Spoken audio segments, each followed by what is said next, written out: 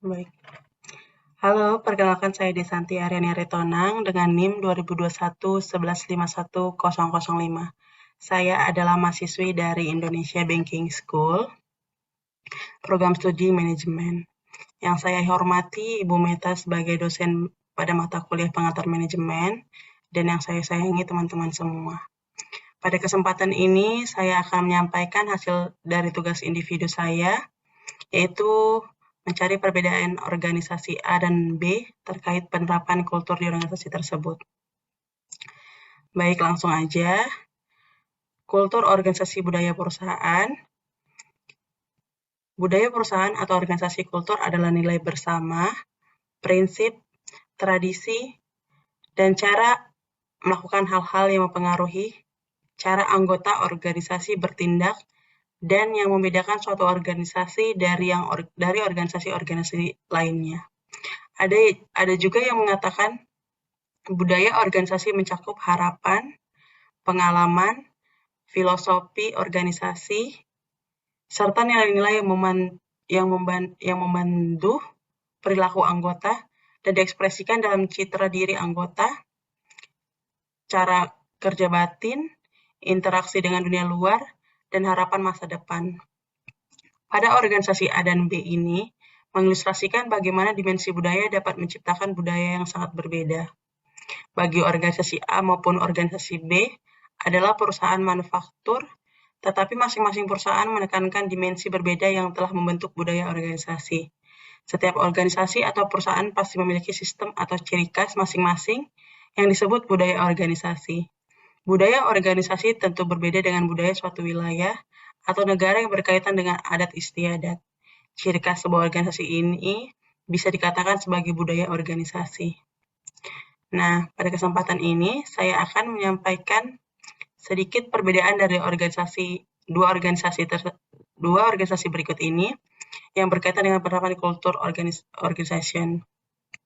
Baik, yang organisasi A, poin pertamanya itu yaitu restalking and change discourage atau pengambilan resiko dan perubahan titik disarankan. Yang kedua itu ada creativity discourage atau kreativitas yang dibatasi. Yang ketiga itu ada close managerial supervision atau pengawasan manajerial yang ketat. Dan yang keempat itu work designate around individual employers atau pekerja dirancang individual. Dari ciri-ciri ini dapat disimpulkan bahwa organisasi A adalah organisasi yang menganut sistem budaya hierarki, yang artinya karyawan dalam budaya ini tahu persis di mana mereka berada dalam rantai komando, siapa yang bertanggung jawab kepada mereka, kepada siapa mereka melapor, dan apa aturannya. Sangat penting dalam budaya ini untuk melakukan hal yang benar. Jenis budaya perusahaan ini memungkinkan mereka untuk mengelola risiko dengan lebih baik, stabil, dan efisien secara operasional. Namun, hal ini secara tidak langsung dapat menghalangi mereka untuk menjadi inovatif, gesit, dan responsif terhadap perubahan mendadak di pasar dan industri mereka. Nah, pada organisasi A ini, kekurangan budayanya yaitu yang pertama, seluruh proses kerja sepenuhnya diatur oleh pemimpin perusahaan. Yang kedua itu memiliki ekspektasi yang jelas pada setiap jabatannya. Yang ketiga itu memiliki struktur organisasi yang jelas. Yang keempat, karyawan memiliki kesempatan yang kecil untuk berpendapat. Dan yang kelima, pemimpin cenderung otoriter dan mempunyai kontrol berlebihan. Baik, lanjut.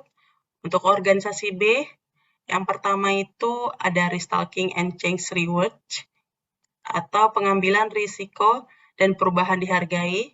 Yang kedua itu ada creativity and innovation reward, yang artinya kreativitas dan inovasi dihargai. Yang ketiga itu ada manajemen trust employers atau manajemen mempercayai karyawan. Dan yang keempat itu work designed around teams atau pekerjaan dirancang teamwork. Dari ciri-ciri organisasi B ini dapat disimpulkan bahwa organisasi B adalah organisasi yang menganut sistem budaya adokrasi, karena ciri-ciri budaya organisasi tersebut bersifat fleksibel dan tidak terhambat oleh prosedur dan kebijakan birokrasi. Ada penekanan pada inovasi dan peningkatan yang konstan. Langkahnya biasanya sangat cepat. Budaya organisasi ini terbuka dan partisipatif, memiliki sifat komunikasi yang lebih terbuka, kepemimpinan sportif dan perhatian, penyelesaian masalah bersama, otonomi pekerja. Budaya organisasi juga memiliki karakteristik yang mendorong anggota atau karyawan lebih inovatif dan berani mengambil resiko. Karena setiap anggota organisasi memiliki tingkat tanggung jawab yang tinggi, bebas dalam bekerja, dan memiliki banyak peluang untuk inisiatif dalam organisasi. Baik, untuk kelebihan budaya organisasi B ini, yang pertama itu karyawannya saling membantu satu sama lain untuk meningkatkan kinerja. Yang kedua itu setiap anggota bebas untuk berpendapat tanpa ada tekanan.